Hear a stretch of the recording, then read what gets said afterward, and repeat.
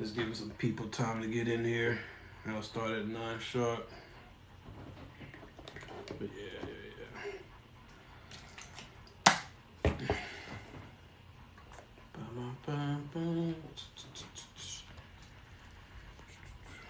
Let's see if I can come a little closer this way. Oh yeah, that's perfect. Got 7 in the building so far. How y'all doing? You better get started shortly. Let's see. 15. How y'all doing? What's going on? How you chilling? How you feeling? 15 so far. You done a live before? No, this is my first. Okay, awesome. Yeah, it's a fun time. You know, like before, say I want to stop by and say go blue. Yeah, that's a big win. I'm happy for you guys. You know, I was not having Blake Corum, I was a little nervous, especially in Columbus, but I'm happy for you guys. Go blue. That's a massive loss for Ohio State, especially Ryan Day. They killing them online, but that's another story for another day. But yeah. All right, but I'm about to get it started. All right, I'm going to play the theme. I don't know if you like my theme music, but I got to play my intro for you. Oh, wait, can't wait to hear it. All right. Let's see right here.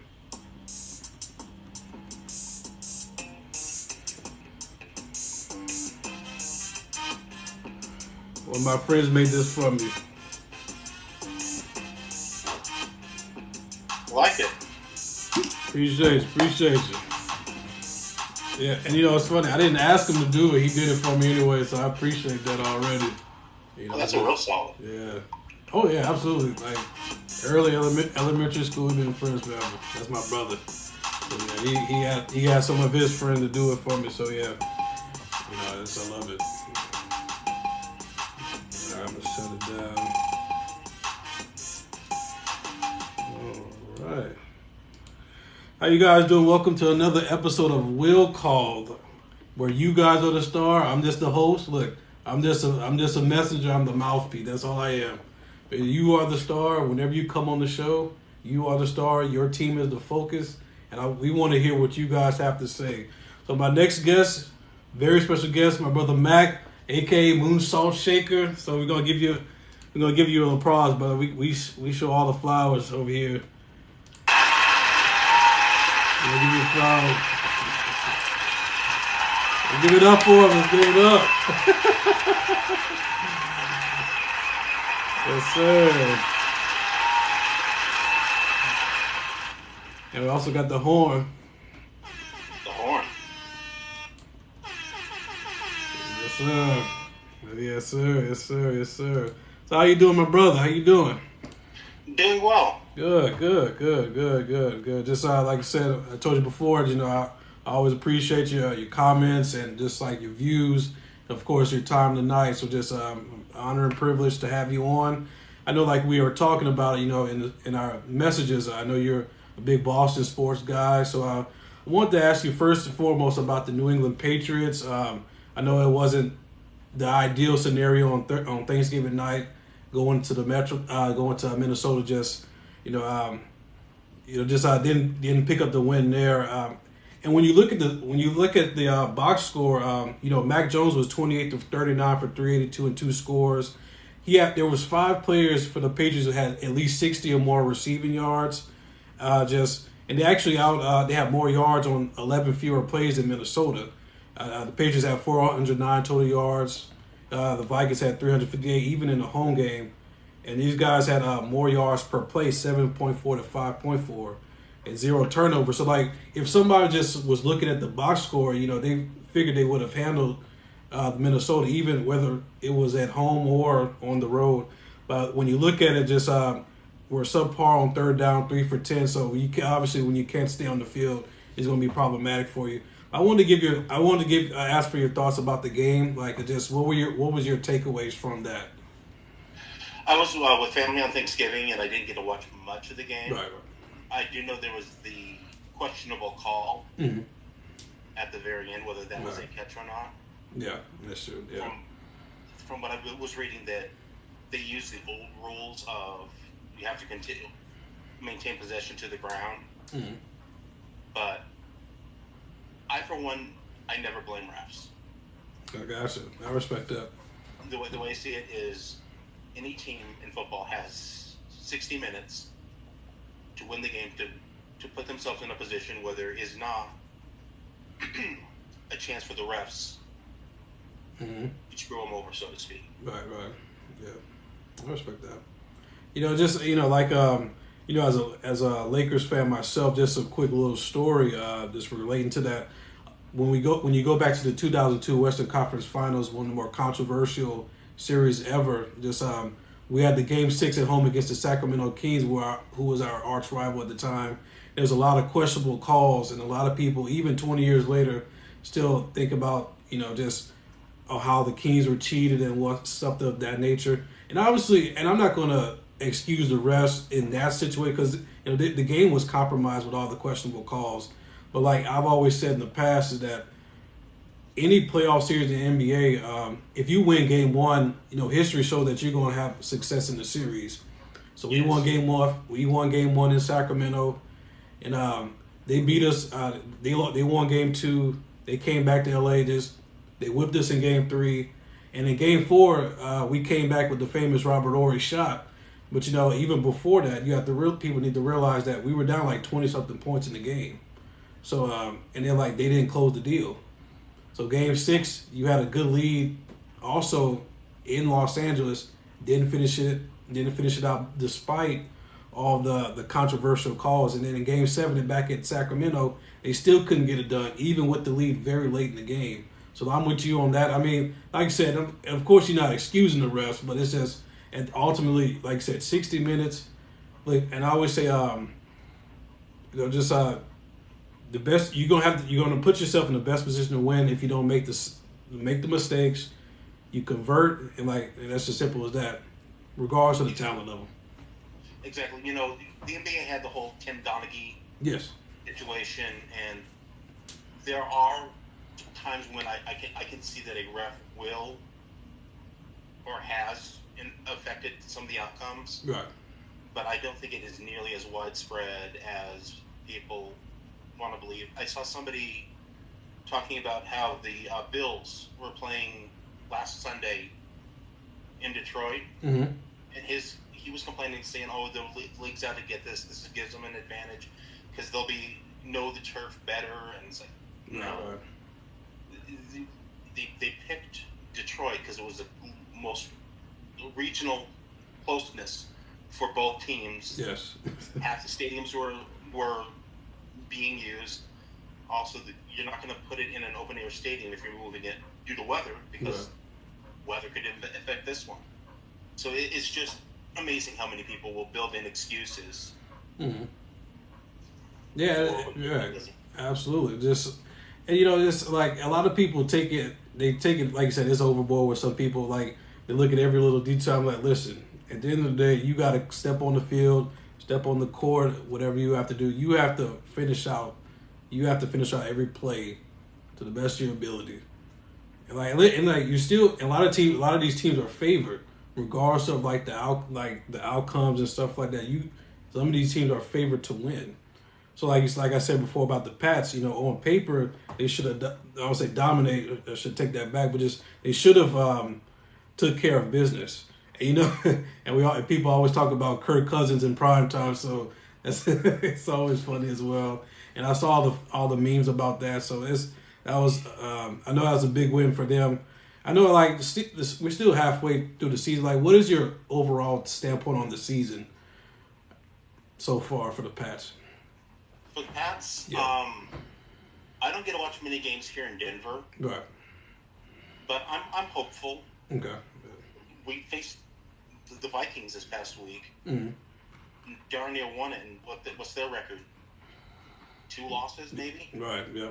That's it. So, I mean, if we can hang with the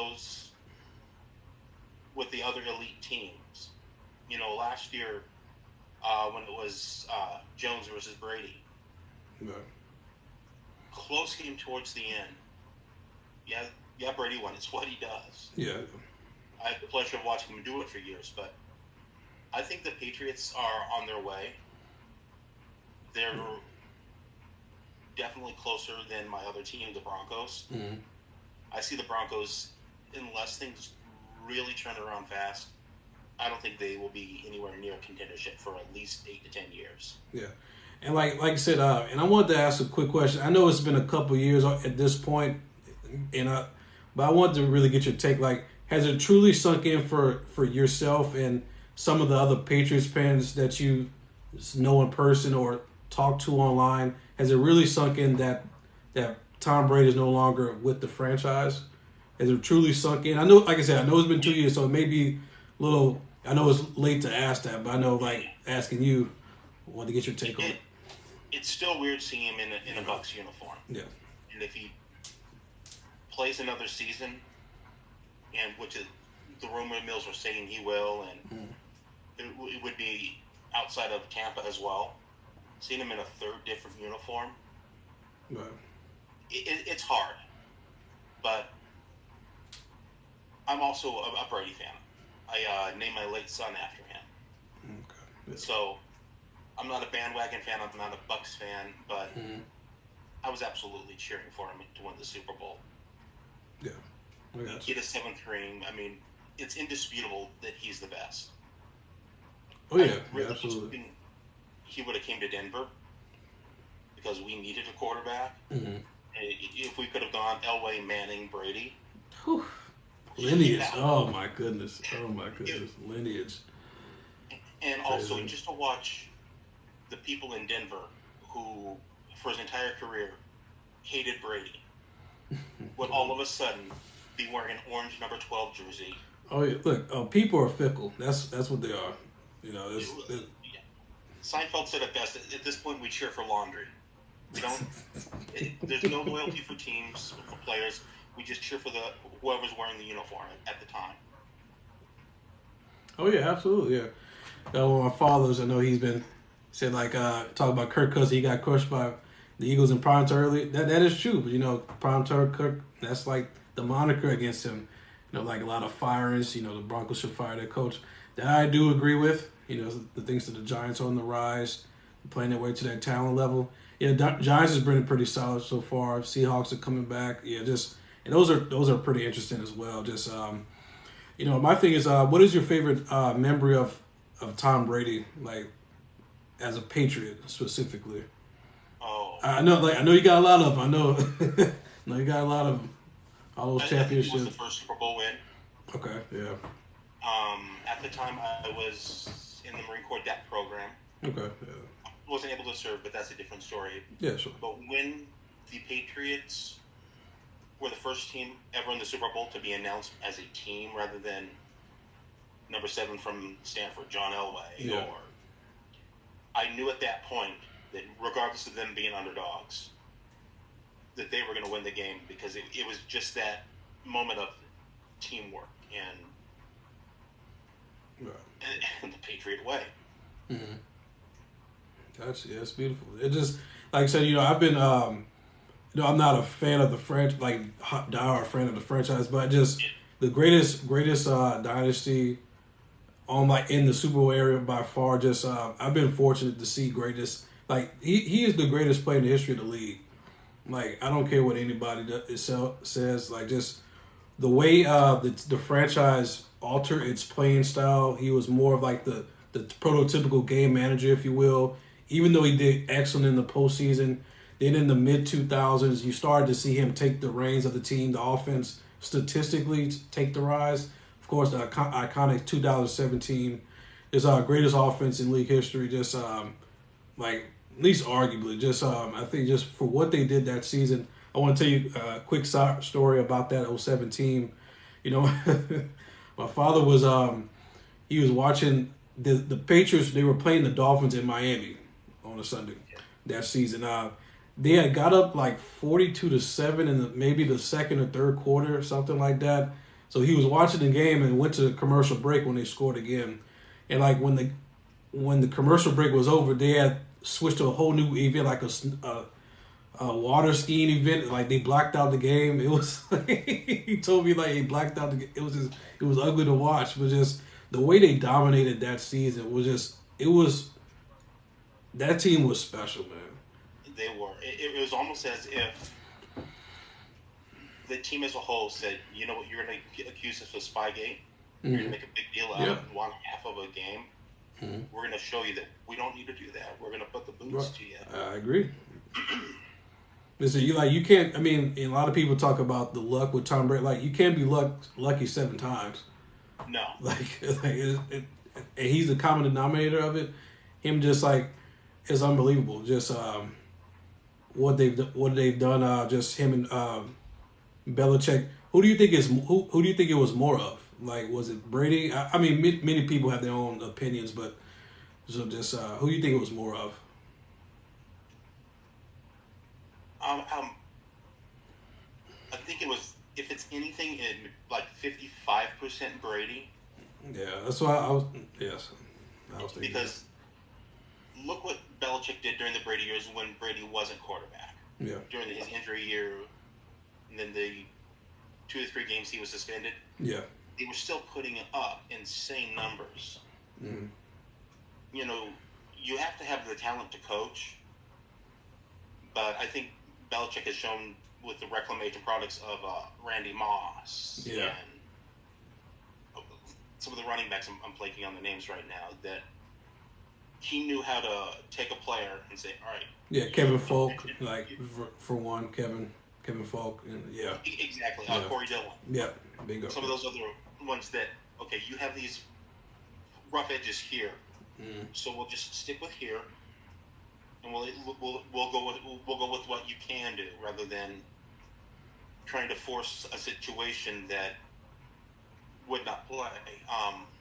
My other team, Broncos, I really believe had John Elway had the offense built around him, rather than 3 up the middle and punt with Dan Reeves, I think Elway would have set records that even Brady would have a tough time chasing down.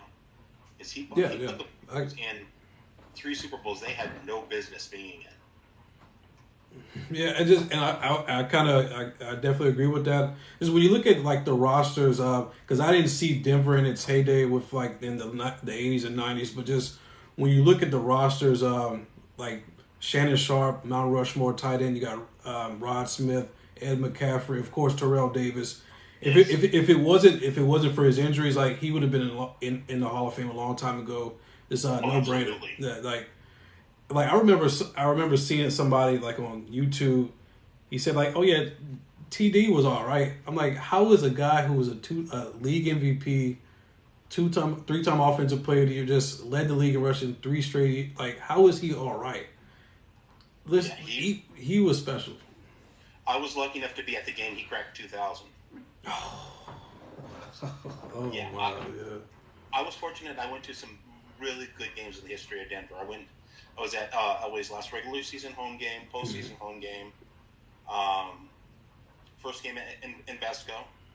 Oh wow, yes, yeah. The night before 9/11, so that is definitely a special memory game. I went to the NHL All-Star game, so I've seen a lot of neat moments in person. Haven't been able to go recently, but yeah, just that's beautiful, man. Just I don't think that's because I want to say about Elway, just especially with his talent, his ability. Just when you couple that with the skill position players, that's not outlandish to say at all. And yeah, granted, it was more of a run friendly league at the time, but he was just an unbelievable specimen of an athlete just for his position. And then there's the legend of the Elway Cross. I don't know if you're familiar with that. Yeah, I think I heard that once. I think It would leave the X mark from the football when you would catch it. Oh yeah. You would throw it that hard. It would impression it on your hand, and your jersey, and. Yeah, just that was just a special draft class right there in itself. Just you're gonna be hard pressed to find something like that again. Like I will say, back in 2012, the way those rookie quarterbacks dominated, took the league by storm. I thought they was gonna be in that echelon at some point, but of course injuries take shape. Both RG3 and Andrew Luck's career, and Russell Wilson is obviously the best at this point from that draft, but which is ironic, life come full circle. But that's just how do you think about that? By the way, I'm just shell shocked by what's transpired with them. I was excited when he came. Yeah. I always thought if he ever were to come to Denver, I'd run out and get his jersey. I did, but I did not expect it to be this much of a fall off for us. Oh, me neither. I really didn't. My aunt lives up there, and I talked to her before the season, and she said pretty much everybody in Seattle is like, good riddance, take him. And seeing the way he's playing now, I can understand it. I don't know if you've seen the meme going around, but right now he has 5 more bathrooms in his house than he does touchdown passes. I mean, and it's like, you talk about a fall from grace from one of the more admired people. And like, I almost go so far to say polarizing, but just, because I know he's generally well liked and well received, but just, and what was baffling to me is that I've seen the open misses that he did, just like, I forgot the guy's name. It was Sunday Night Football, the playing the Niners, just wide open in the middle of the field, in the end zone, waiting, and he threw off his head. I'm like, how does a 10-year pro miss that? There are saying, this was reported by Tyler Columbus here in Colorado, former Bronco, that Russell Wilson is using audibles from Seattle. And obviously Denver players don't know those audibles. And we waited on that story to verify it and make sure it was true. But once he said it, and you start thinking about the way they were playing and him missing open receivers and interceptions to the end zone at the end of the game, I could see that being true. That I don't want to say set in his ways, but he developed habits. Yeah. And under pressure, you go back to those habits. And his first thought is what he knows, is what he knew for 10 years in Seattle.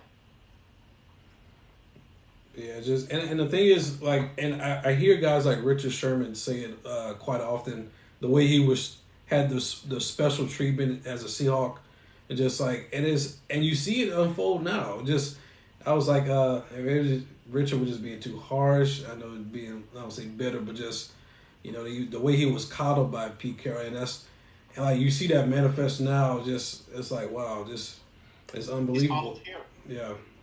He has his own special quarterbacks coach. Yeah. His own office. I remember I was happy when the contract was signed. Mm-hmm. I mean, it was a risk. Do you sign him now and risk having him be the way he is? Or do you risk having him put up an MVP season and price yourself out of him after making these draft picks? That's tricky. Yeah.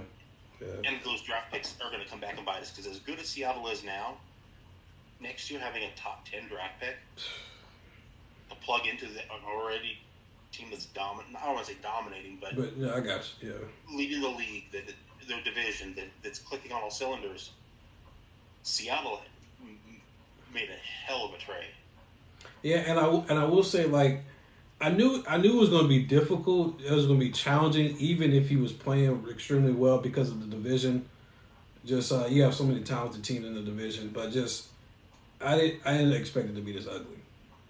Yeah, and new head coach, new system, new owner. Sure, yeah.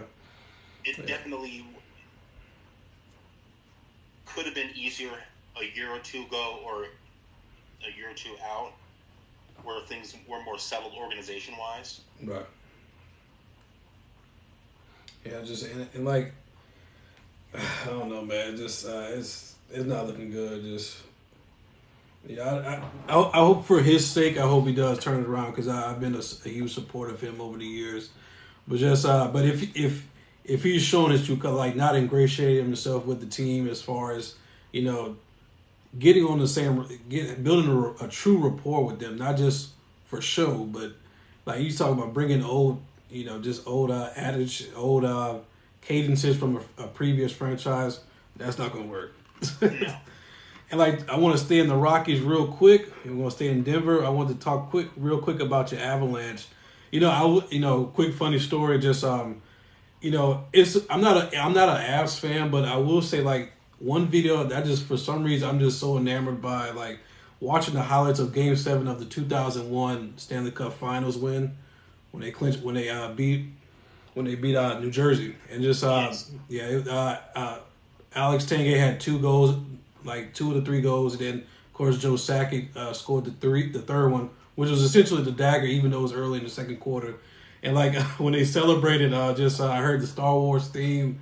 It was fun. Like I said, I'm not an Avs fan, but I just for some reason I just thought that was a very neat video. Just what are your memories of the franchise, and even at that time, and just how have they progressed to you? They moved here in 95, 96. Right. The previous season, we actually had, for 1 year, we had the Denver Grizzlies. Yeah. Mm-hmm. Which was an AHL team. I was excited for the Avalanche to come. Growing up in Denver, not having the hockey team, I couldn't follow it. Mm-hmm. There was really no local broadcasts. Right. But it definitely caught Denver by storm. One thing about the Avalanche that I love was our old GM, Pierre Lacroix. He was, I think, one of the best GMs of all time. Right. If you look back, I was thinking about this in preparation. Back when they were the Nordiques, they traded Peter Forsberg. Yeah. For Peter Forsberg, they traded Eric Lindros. And if you were to follow it, I used to have it on paper somewhere, all the trades that came out of that. Mm-hmm. Oh, I just checked, yeah. Yeah, for that trade, we're able to pick up Bork, Blake, Waugh. It built the team that one trade. Was happy when Waugh came. They were talking to Elway at the time, and he jokingly said, "Why isn't it Roy?" the last thing. Oh, yeah. 2000, I remember waking up, getting ready for work, and I was surprised they traded for Ray Bork. Yeah, big time. Enjoy this. You're not going to get this again. And This is a big surprise trade. Following year, out of the blue, the trade deadline, they trade for Rob Blake. And once I was like, how in the world did they do this? The reason why I say Lacroix was one of the greatest general managers of all time, when he traded for his son, Eric, right, his own wife did not know the trade was in the works until the two of them walked into the house for dinner that night. Oh, my goodness. He knew how to keep the deals tight, to keep them under wraps, and knew how to maneuver to bring in the right people at the right time. I was at the All-Star game that year, as I said. Looking back, it's like, ooh, had I not gone to the All-Star game that Monday, I could have went to Game 7. Yeah, right. Hey, listen, hindsight. Oh, yeah. It's funny. It is. I'm sorry. Go ahead. I'm sorry. I couldn't have known, but at the same rate, it's like I had a 50-50 chance. You know what? I'm happy. I got to see the world's greatest players. Mm-hmm. Lemieux, that was his comeback game. Yeah. Oh, my goodness. But the Pepsi Center, every time Blake was on the ice, were booing him. Because at that time, there was the rumors that he was going to be the Red Wings. Yeah. I remember, yeah. That was a blood feud between those two teams. Started when Claude Lemieux pushed Drake into the boards, shattered his jaw. Yeah. First game against each other the following season, as the puck is dropping, the fight starts. And then both Mike Osgood and Vernon, 2 goalie fights. When he was the head coach, I was hoping he would have found a way to fight the head coach at the same time too. Hey, listen. Hey, be honest. Oh yeah. Might as well drop it with Mike Babcock. Yeah, it's fascinating to me. Whenever they did finish the job, they brought up the Stanley Cup trophy. They brought the trophy. Of course, Joe Sakic posed with it right before he raised it up, he actually gave the Ray Bork. I thought it was so beautiful. That was beautiful. That was an amazing moment. Oh my goodness! He raised it up about that high. Yeah. Then turned and right to Ray. And like raise it. Oh, beautiful. That give you chills right there, man. Just you as kids, they dreamed of doing that. Yeah. Here you are on your home ice, Game 7. You're tired, and you still have the class to say, "No, Ray, you're the one that fully lifted up." Yeah. First round. 22 years, man. Just God will do it, man. Just it's a beautiful moment in the league's history, in my opinion. Just it's such a class act by Joe, and like I will say, just with Joe, like I used to have NHL 07, the video game on my PSP. Yeah. Like he would tear me up all the time. Every time I played him, he would tear me up to pieces. Like he was a beast, man. He was so good. Odd little fact. Back when they won it in '96, yeah, he was set to be a free agent. Right. He got a qualifying offer from the Rangers, but the Avalanche were able to make a counteroffer. Mm-hmm. And the only reason they were able to make the offer is because at that time the owners of the Avalanche owned Castle Rock. No. Pictures, and because Air Force One was the big hit of the year that year. Right. They had enough money to pay Joe Sakic. Hey, timely. Time go figure. Loved that movie when I first saw it. Yeah. Love it even more now, knowing that it helped get us 2 more cups. And just truly, I've always loved, just hockey doesn't really get its due, in my opinion, in the country. Just such a fast-paced game, such a fascinating game. Now, granted, I know just, in America you have to compete with 3 other sports, 3 other main sports, but just it's a fascinating game. Does it like it really is just and I've said this on my streams in the past. Just if hockey was a more popular American sport, Wayne Gretzky would be even far more celebrated than what he is. And he's celebrated. When your jersey retired league wide, you're a huge deal. But he would be far more celebrated, in my opinion, if it was a more popular sport. He was the first one to have it retired league wide. Correct. Yes. Then Robinson had it. Yeah. And I think they were retiring Russells league wide. Yeah, I think they're just retired. I know Bill Russell in the NBA just recently retired league wide. Of course, yeah, like you said, Jackie's, and like granted, there were unique situations, of course, with where the country used to be races wise, but segregation, but nonetheless, just the way he dominated the sport. I know we're veering off from the Colorado, but just the way he changed the league, just oh my goodness, it's unparalleled. It just really is unbelievable to behold. You have to be an incredible talent and an incredible person. Yes. To have that honor of the league saying, you know what? No, nobody else gets to wear it ever again. Yeah, and they did right by him, and as they should. And like I'm just like such you just can't take greatness for granted. No. We have to stop doing that. Like just all together. Man, just imagine seeing him in his prime. Exactly. I mean, look back to Tom Brady for a second. I know sure. He's not popular, and I know a lot of people don't like him. But at that same rate, you have to look at what he has done and realize we are lucky to have seen him in his prime. This is stuff our grandkids are going to look back and have that same awe and wonder of Ted Williams and Mickey Mantle. Yes, absolutely. Without question. And like I said, as far as, Boston has been so steady with their great franchises. Boston, the Bruins have 6 titles. Pats have 6 titles. The Red Sox, I want to say 8 or 9. I forgot. I lost count with the Red Sox. I think 8 or 9. But they've been so steady. And great players for both franchises. I didn't get to see Bill Russell. I didn't get to see much. I didn't really get to see Larry Bird, but I did get to see, Tom Brady. And like I said, as annoying as he could be for a lot of people, polarizing is the epitome of polarizing for various reasons. But he's the greatest player in the history of the sport. Absolutely. What amazes me is that in Boston, 2 of the 4 sports teams are tied for the most championships. Yeah. Nobody has more Super Bowls than the Patriots. Yeah, they're tied with the Steelers. Yeah. Nobody has more NBA titles than the Celtics, tied with the Lakers. Yeah.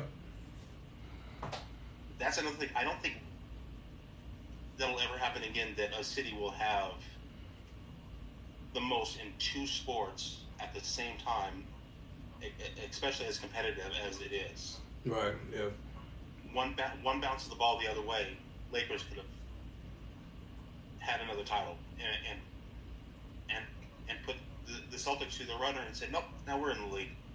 Yeah, and that's it brings you back to the 2010 finals. You know, just as a Lakers fan, just how tight they were struggling early, but they stayed the course. Like I said, a bounce this way, a bounce that way, a missed shot. That's what happens when you're so closely competitive, just evenly matched, and that's why you got to appreciate it even more. You know, it amazes me. A lot of people really disrespect Bill Russell as his accomplishments as a player, and yes, I get the era. You know, a lot of people talk about the plumbers and all this foolishness. Listen, if they were plumbers, I'm a desk, I'm a statue. I can't even compare to those guys. Oh yeah, they're a book. I'm a bookshelf. You can only play the competition you play. Six, point blank. And he beat the people in front of him. Yeah. That. Yeah, just like you know, I want to talk about your Red Sox as well. I know, like, you know, it brings me joy, you know, when they don't make the playoffs. To be honest with you, you're my brother. I'm gonna be honest with you, but just like I will say, just I wanted to get your take. Just if I could pull it back up real fast. Yeah. So because I had the notes down as well. Okay, there we go. So like you know, this season the team finished 78-84. You know, actually, which was a surprise to me, they missed the playoffs for the 3rd time in 4 seasons. They haven't finished first in the division in the AL East since doing so 3 years in a row from 2016 to 2018. Of course, when they won the World Series last. You know, just you know, I started off rough in May, but you know, really dominated in June. 20-6 record. You know, 43-33 about the All-Star break, like, well, early July, should I say. But, like, the backbreakers were, you know, 4-12 against the Cubs, Rays, and Yankees. Obviously, 2 of those are division opponents. You know, your nemesis, like, your rivals and whatnot. Just not ideal, of course, especially, you know, it's so division-heavy. Just traditionally, it's so tough to get into the postseason in baseball. You know, I will say, like, the team had really had a promise, in my opinion.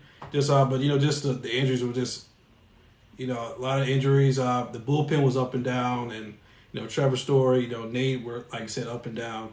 And, of course, Chris Sale, you know, 11 games in 3 seasons. You know, your greatest ability is your availability. Yeah. But just like, so, you know, what's your take? I know I spilled out some stats real quick, but what do you think about this season as it played out? It was a heartbreaking season. Yeah.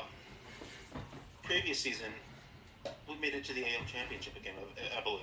Yeah. And so I was looking forward to the season. I thought, okay, we got Trevor Story.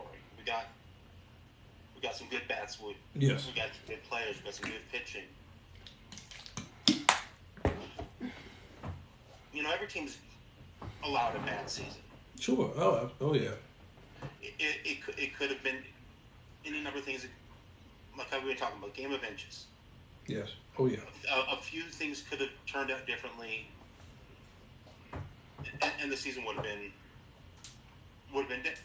changed. Right. Oh yeah. I'm just worried about the future with the opt-outs. Yes. Yeah. Because the way we struggled this year, but if JD doesn't return, if Xander doesn't return, Evers doesn't return, it's going to be hard. I hate that Mookie left. Oh yeah, I think that's gonna haunt the Red Sox for years. I know we got some good players in return, but Mookie's a generational talent. Oh yeah, for sure. Yeah, just and I want to talk about, you know, just like I know you brought up Xander Bogaerts, just you know, really a star in this league, superstar, whatever you want to call it. Just, you know, I've been seeing like the two main, like a main team that's in the mix, quote unquote, right now is the Padres. So, which I think is interesting for them, of course. They already have Manny Machado. They already have some good bats in the lineup. So, just to add him would be great for them, of course. And for obvious reasons, one thing I always say is that, in a league that in a game of in a sport that's so defensively dominated, you can never have too many bats.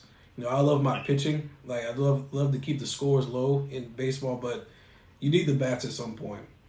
You do, and I think the local team, the Rockies, I think that has been one of their biggest downfalls. Mm-hmm. Is they've tried to prove that you can pitch in Coors Field. Yeah. I think they should have went, you know what? Screw it. We have a mile high advantage. You want to come here? You want to have tank shots every night? You want to have increase your batting average? Look what we did with Helton. Look what we did with Walker. Yep. That the Rockies should spend as much as they can, get as many back thumping they can get, and then pick up whatever pitching they can get. Right. Oh yeah. You have at least some good pitchers. You don't have to have Cy Young winners and yeah. The Rockies tried that years ago with Mike Hampton, and he left quickly once they realized right. he couldn't pitch at Coors Field due to the altitude. But yeah, and like you said, that's a great point. Just people don't take that. Well, the casual fan, should I say, doesn't take that into consideration. You gotta play to your atmosphere, and just like you said, you don't have to be the '90s Braves. That's just that's a generational outlier as far as starting rotation. You don't have to be the 2001 Diamondbacks when you have Randy Johnson, Kershaw. Like you don't have to be that special. Like you need the consistency in the bullpen, consistency in the starting rotation. That's what burned Boston, in my opinion. Like they had up and down, like 12-win season, but just from the starter. But it's not enough. You see. No. And when you couple it with there's the wavering, the uncertain future, and I'm a Yankees fan, of course, but I mean just in all seriousness, just I'm not overly concerned about that because I know there's such an iconic franchise. If anybody shakes back, it's them. Of course, that sounds basic. It sounds basic, but it's true. They've proven it. They have, and they still have the mystique about them. Oh yeah. That all they have to do is say to free agents, "We're the Yankees. What else do you want? What else do you need? Yeah. You want the money? Okay, we're the Yankees. We can pay you." Yeah. Yeah. And just like I said, and one thing I was saying about baseball, if I have a child, like my son, if I have a son, whenever that time comes, if he wants to play sports, if it was up to me, I would love to see him play baseball because they're not going to teach out your money, so per se, because no salary cap, and you have the health more so on your side in comparison to a sport like football, or just hockey for sure, definitely, yes, absolutely. It just but if he were to ask me what would he want me to what would I want him to play, it'll definitely be baseball. Oh yeah, as long as you stay healthy, you can get a good 20-year career. Oh, absolutely. In yes. baseball. Yes. But absolutely. in football, look what happened with Von Miller. Yeah, tough. You one wrong step on that turf. Yes. And you're toast. Or going back to Joe Theismann. Oh. Yeah. One play, and you're done. But baseball, there's really no collisions, especially when they got rid of the hook slide at the second and Pete Rose, Ray Fosse type plays. Yeah. Gotcha. But yeah, man, this has been a great show. We're going to end the show with some trivia you got for me. All right. So yeah. Let me play the theme song real quick, a little bit. Make it come on. Yeah, gotta play the Jeopardy. No, but yeah, so just what you got for me, brother? So like I said, just you can just say the answer choices, and I'll just pick the right one from there. All right. Who scored the first goal in Colorado Avalanche history? Okay. Was it Joe Sakic, Peter Forsberg, Valerie Kaminsky or Adam Deadmarsh? Let's go with Forsberg. No, it was Valerie Kaminsky. All right, so got the piece of the ice. No, it's the net. Oh my goodness. Picked that up years ago, and it's one of my favorite little collectibles. All right. Oh wow, that's awesome. Thank you. Who was the only player to pinch hit for Ted Williams? Carol Hardy, Johnny Pesky, Dom DiMaggio, or Earl Caldwell? Ooh. I'm gonna go with A. Carol Hardy, you got it. He Yes, also sir. pinch hit for Roger Maris. The only two people he pinch hit for them, and that was the only time either of them were pinch hit for was him. If you could send me that information with like the Carl Hardy, send me the players he pinch hit for. I might do a piece on that at some point in the future. Okay. That's fascinating. I appreciate that. Anytime. Yeah. Who was the first Denver Bronco to return an interception for over 90 yards to score a touchdown? Randy Gradishire, Tom Jackson, Champ Bailey, or Darren Williams? Ooh, that's tough. I'm just going with Champ, the safe bet, because that's the only one I see do it. He should be in the Hall of Fame, but it's Randy Gradishire. Okay. That's so criminal. That is criminal. Yeah. Oh, that's criminal. And it took Atwater so many years. Yeah, Atwater should have done an early. Yeah, I just don't know. I don't know what the logic is. One thing I say about the Hall of, it's a tremendous prestigious honor, so inconsistent. But we're gonna talk about that another time. It's just I'm getting worked up, and I'm not even the Broncos. Like that's like 7-time Pro Bowl. Like that's criminal. He doesn't have a go check. That's criminal. I think part of it is due to the era, and that it was in Denver, not one of the hosts. I don't want to sound like one of those fans that complained about East Coast, West Coast bias, but if you didn't get to see the games, it makes it hard to vote for the player. Yeah. Oh yeah, without question. Yeah. Like I look at Steven Jackson like that. Just when the Rams were down, they didn't have the offense like they used to. Like he was drugging them around. But he wasn't gonna get the love. Now, granted, he didn't have like all this tremendous high end seasons as a running back, but he was all they had at that point. Like I'm looking at Randy Grant, like 7-time Pro Bowl, 2-time first team All Pro, 1978 Defensive Player of the Year. Like you gotta be in Canton right now. Absolutely. Hopefully, the Old Timers Committee will do him right. I hope so. But listen, I get worried. I'd talk about that all day. I just don't understand the logic about that. That's ridiculous. Right. In the early 90s, the Texaco Havoline Grand Prix of Denver was only ran twice. Who won both races? Michael Andretti, Al Unser Jr., Danny Sullivan, or Emerson Fittipaldi? Ooh, I'm going to go with Andretti. It was Al Unser Jr. Okay, gotcha. So what was that, 1 and 3? Yeah, okay. Gotcha. Was at both races. Okay. Al was my favorite driver of all time, so Okay, yeah. I enjoyed that. Last one, in 2003, Johnny Damon had 3 hits in 1 inning, matching the total of a fellow Boston Red Sox 50 years earlier. Who was it? Ted Williams, Gene Stevens, Dom DiMaggio, or Floyd Baker? Oh, wow. Oh, that's a tough one. Goodness gracious. Say the last 3 again. Ted Williams, Gene Stevens, Dom DiMaggio, or Floyd Baker? I'm going to go DiMaggio. Gene Stevens. Okay. All right. But that's a good question right there, brother. That's an excellent question. Yes, sir.